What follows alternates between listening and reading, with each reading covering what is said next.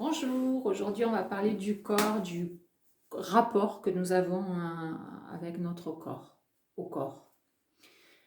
Le schéma corporel, c'est une notion qui est importante en sophrologie. Le schéma corporel, c'est l'image que nous avons de notre propre corps, sa représentation mentale, mais également ses sensations. Elle permet la conscience de soi. L'insula, c'est une zone cérébrale qui, elle, nous renseigne sur les états internes de notre corps. On appelle ça l'interoception.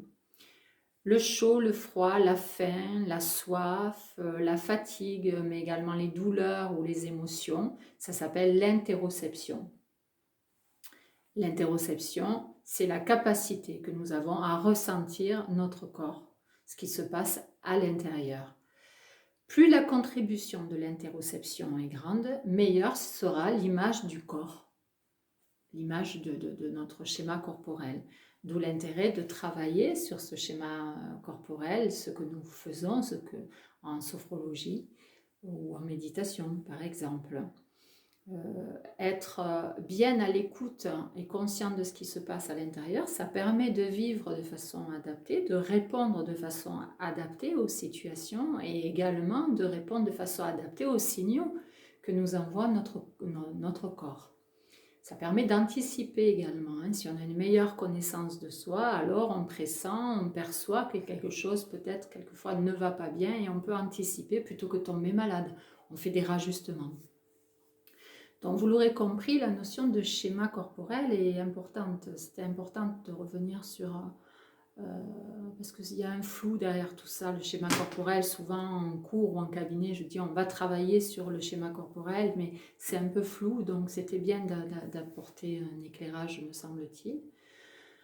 Voilà, vous dire que l'importance du schéma corporel, par exemple, beaucoup d'études ont été menées, notamment aux États-Unis, sur un panel de plein de jeunes filles qui nous montrent que celles qui étaient bien dans leur corps, qui semblaient épanouies, avaient une bonne image de leur corps, avaient une image positive, un rapport au corps qui était assez positif. A contrario, les autres, celles qui se sentaient mal dans leur corps, qui développaient des troubles anxieux, voire même des troubles alimentaires, du comportement alimentaire, elles manquaient de cette capacité-là à s'intérioriser, à sentir leur corps de l'intérieur. Voilà. Autre exemple, par exemple au Texas, une étude a montré que il y a une forte concentration de personnes qui souffrent d'obésité au Texas. Une étude a démontré que 10% de cette population n'était pas consciente de leur obésité et trouvait que l'image qui renvoyait était plutôt bonne et ils ne se trouvaient pas obèses. Ça s'appelle la distorsion. La distorsion, c'est ne plus être en capacité de voir notre corps comme il est, de ressentir notre corps comme il est. On le retrouve dans les cas extrêmes, dans l'anorexie ou la boulimie. Alors là, pour le coup, je suis un peu sur mon terrain puisque j'ai été moi-même, j'ai souffert d'anorexie mentale et je sais que j'avais un rapport au corps qui était vraiment très compliqué, difficile. J'étais vraiment très maigre puisque je m'alimentais très très peu. J'étais en survie en fait. Et lorsqu'on me renvoyait l'image de quelqu'un de maigre, je pensais que les gens étaient jaloux parce que j'étais juste mince. Je ne ressentais pas mon corps dans cette maigreur-là. Voilà, donc j'avais une image qui n'était pas l'image réelle. Et donc je ressentais mon corps de façon déviante, pas adaptée en tout cas. C'est la sophrologie qui m'a sorti de ça. J'ai fait de la sophrologie accompagnée par un sophrologue et ça m'a été d'une grande aide, vraiment. Voilà, donc c'est dire si l'image du corps, le schéma corporel, c'est important de travailler dessus. Comment? Alors, quelque chose à vous dire. Donc, si vous souffrez d'anorexie ou de boulimie, les conseils que je vais vous donner pour vous rapprocher de ce corps idéal ou de ce poids de forme pour être en accord et se sentir en harmonie avec votre corps ne seront pas adaptés. Si vous souffrez de ces troubles du comportement alimentaire, faites-vous aider. Faites-vous aider parce que je ne vais pas vous vendre du rêve. Les quelques conseils que je vais donner pourront être utiles à des personnes qui souhaitent perdre 4-5 kilos ou à celles qui souhaitent prendre 4-5 kilos. Parce que souvent on parle des personnes qui ont du mal à perdre des kilos, mais c'est tout autant difficile d'en prendre des kilos. Je sais de quoi je parle. Donc, alors cette vidéo est pour vous. Pour le reste, faites-vous vraiment aider parce que seul c'est très compliqué. Alors on sait tous ce qu'il faut faire hein, et ce qu'il ne faut pas faire hein, pour mincir par exemple. Les régimes, ça ne marche pas. Ça ne marche pas, vous l'avez vérifié, vous avez certainement fait beaucoup de régimes. Bout à bout, vous avez perdu une centaine de kilos que vous avez repris. Ça ne marche pas. Se restreindre, frustrer, ça ne marche pas. Si vous frustrez votre corps, dès qu'il va pouvoir, hop, il va stocker à nouveau. Parce qu'il va comprendre à un moment que vous vous restreignez, que vous le frustrez. Donc, la moindre chose que vous allez lui donner, il va la stocker, il va la garder. Dans le régime, ça ne marche pas. Il y a quelques petits trucs comme ça qui marchent pas mal, comme manger en pleine conscience. Manger en pleine conscience, ça veut dire prendre le temps, ça veut dire ralentir. Ce conseil est bon à la fois lorsque l'on souhaite prendre du poids, à la fois lorsque l'on souhaite en perdre. Je prends le temps de manger, je remercie parce que pour tout ce qu'il y a dans mon assiette, prendre conscience du chemin qu'ont parcouru tous ces aliments pour arriver jusque dans nos assiettes.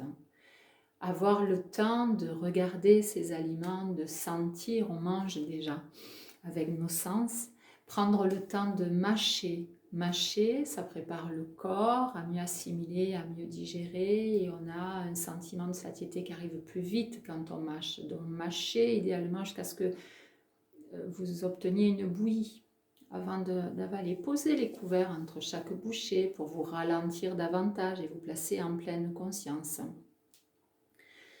Voilà, manger en pleine conscience, ça permet également de mieux s'écouter, de mieux sentir ce qui se passe à l'intérieur, de mieux répondre à nos besoins.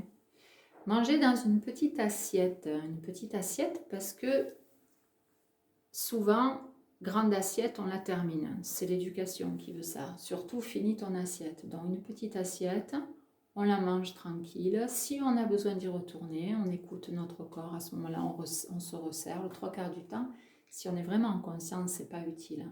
Et tout ce que vous donnerez en plus à votre corps sera en trop. Donc la petite assiette, idéalement rouge. Rouge, pourquoi? Parce que le rouge, dans l'inconscient collectif, ça nous renvoie à l'interdiction. Regardez autour de vous, pour exemple, les panneaux de signalisation sont tous rouges, ils nous interdisent, ceux qui sont rouges. La maîtresse, elle nous corrigeait, ou la prof plus tard nous corrigeait, ou faisait des annotations en rouge. Donc le rouge, dans l'inconscient collectif, est assimilé comme une interdiction. Donc manger dans une assiette rouge renvoie cette interdiction, inconsciemment ça joue, et ça peut aussi apporter un sentiment de satiété un peu plus vite. Autre conseil, croquer une pomme. Croquer une pomme avant chaque repas. Une pomme de calories moyennes, de catégorie, pardon, moyenne. Voilà, vous la mâchez, vous prenez le temps de bien la mâcher. Là, une nouvelle fois, ça prépare votre corps à bien assimiler et à digérer. Ça remplit l'estomac avec quelque chose de sain. Et le fait de mastiquer, là aussi, accélérera la venue de ce sentiment de satiété. Comment on sait quand on n'a plus faim? Quand on prend plus plaisir à manger. Quand on a faim, on prend plaisir à manger. Donc, dès que la sensation de plaisir n'est plus là, c'est que je n'ai plus faim, je peux m'arrêter de manger. Tout ce que je prendrai en sus passera en trop. Pour les personnes qui souhaitent grossir, manger en pleine conscience, c'est se reconnecter à notre corps. Faites-vous plaisir. Faites-vous plaisir. en mangeant des aliments que vous aimez. Ne vous obligez pas à manger des choses sous prétexte qu'elles sont caloriques et qu'elles vont vous faire grossir si vous n'aimez pas. Manger avec dégoût, ça nous laisse un sentiment qui est désagréable et qui fera qu'on aura encore moins envie de manger et c'est pas confortable. Donc essayez si possible de vous faire plaisir à manger des aliments qui vous font plaisir et manger en pleine conscience pour mieux se reconnecter à vos sensations. Manger, pour se faire plaisir en mangeant, il faut manger quand on a faim. Là aussi, la société nous dit qu'il faut manger le matin, le midi et le soir. Parce qu'on a peur de ne pas tenir le coup alors le matin jusqu'au midi et le midi jusqu'au soir, alors que du coup on se retrouve à manger des fois alors qu'on n'a pas faim. Donc quand je dis manger et faites-vous plaisir à manger, c'est si possible manger quand vous avez faim. Si possible manger quand vous avez faim. Le thé vert accélère, augmente la thermogénèse. La thermogénèse, c'est la faculté qu'a votre corps à griller les calories. Donc 4-5 tasses par jour, pas au-delà de 17 heures. Le thé vert augmente votre thermogénèse. L'activité physique, bien sûr, le sport si vous pouvez, sinon bougez, activez-vous, remuez. Alors à la fois ça fera du bien au corps, aux douleurs, parce que ça un peu déverrouille les articulations, ça fait du bien, ça réoxygène le muscle et ça relance l'énergie vitale. Et là aussi, on brûle plus de calories en s'activant, en étant actif, que sur le canapé. Donc, bougez, remuez. Donc, on a vu le thé, pour récapituler, le thé, la pomme ou un verre d'eau très glacée. Là aussi, ça coupe la faim juste avant les repas. Le thé, la pomme, la petite assiette pour pas devoir à finir la grande assiette, rouge de préférence. On a aussi les aliments à calories négatives en fait. Ce sont des aliments qui vont demander plus d'énergie à notre corps pour les digérer que ce qu'eux-mêmes en apportent. On parle du haricot vert, alors bien sûr pas la tartiflette, mais il s'agit de haricots verts, d'asperges, de concombres, de citron, d'ananas. Voilà, il y a tout un panel comme ça d'aliments à calories négatives. Allez voir sur internet, vous verrez, vous trouverez probablement votre bonheur. Donc à la fois le légume va remplir, il va nous apporter un sentiment de satiété plus rapidement, mais en plus là, ces légumes-là, ils vont demander au corps de fournir plus d'énergie pour pouvoir les griller. Donc quand on souhaite perdre quelques kilos, c'est intéressant. Les émotions, bien sûr, les émotions sont importantes dans la gestion du poids, que ce soit pour maigrir ou pour grossir, pour prendre du poids ou pour en perdre. Donc dès que je vais me sentir triste, en colère, ou lorsque je m'ennuie, ou lorsque j'accuse un stress, je vais chercher à me faire plaisir immédiatement et en me jetant soit sur la nourriture, on appelle ça les pulsions, ou alors au contraire en retenant et en contrôlant, en ayant l'impression, l'illusion de contrôle, parce que c'est ce qui me va quand je souffre d'anorexie ou quand c'est généralement le biais que je prends pour accéder au plaisir. Dans les émotions, faut apprendre à gérer ces émotions, donc repérer déjà à chaque fois que vous allez vers le placard ou pour aller chercher un gâteau, un biscuit, peu importe ce qui se passe, est-ce que ça répond à une faim ou à un autre besoin. Donc voilà, prenez conscience de comment vous fonctionnez également et pour mieux vous permettre d'être OK avec ce qui se passe à l'instant où ça se passe et prendre en charge la gestion de vos émotions. Ça s'apprend, ça aussi, c'est important. Voilà, et puis vous parlez du demi-jeûne, le jeûne intermittent, parce que c'est pas mal, ça fait pas maigrir. Mais si vous avez ces fameux soucis d'interoception, ça va vous reconnecter encore avec votre corps, avec en tout cas la faim, la satiété. Donc le principe du jeûne intermittent, c'est rester 16 heures sans solide. Voilà, 16 heures. Alors là, ben, vous vous adaptez. Par exemple, moi, je le fais volontiers, hein, c'est un peu mon rythme de vie. Je fais l'impasse du petit déjeuner parce que pour moi, il n'est pas important. Donc, je vais manger le midi, je vais prendre une collation à 16 heures si j'en ai envie ou besoin. Et puis je vais manger le soir quand je rentre du boulot, hein, grosso modo, parce que le trois quarts du temps, ça ne se passe pas vraiment comme ça. Pour exemple, aujourd'hui, j'ai pris mon premier repas à 16 heures parce que c'était comme ça, j'avais faim à 16 heures et pas avant. Mais bon, pour vous donner une ligne de conduite, et puis j'arrête donc, quand ça se passe comme ça, de manger à 20 heures ou 21 heures et je vais aller minimum jusqu'au lendemain, 13 heures, ce qui me fait 16 heures sans solide. Dans cet espace, on peut boire des tisanes, parce que c'est important, hein, je ne l'ai pas dit encore, mais de s'hydrater, de vraiment boire, donc des tisanes en plus des thés, et puis de l'eau, boire, drainer, le jus de citron à jeun, au passage, c'est très très bon, et le jus de citron également pour drainer dans une bouteille avec un peu de gingembre, du citron et du concombre, ça aussi c'est un tuyau sympa. Voilà, le jeûne intermittent, ça va permettre de réguler votre appétit et de mieux sentir vos propres besoins par rapport à votre alimentation. Respectez votre corps. Respecter votre corps, c'est écouter et répondre. C'est-à-dire que c'est ok, je sens ce qui se passe dans mon corps, mais en le respectant, je réponds à ses besoins.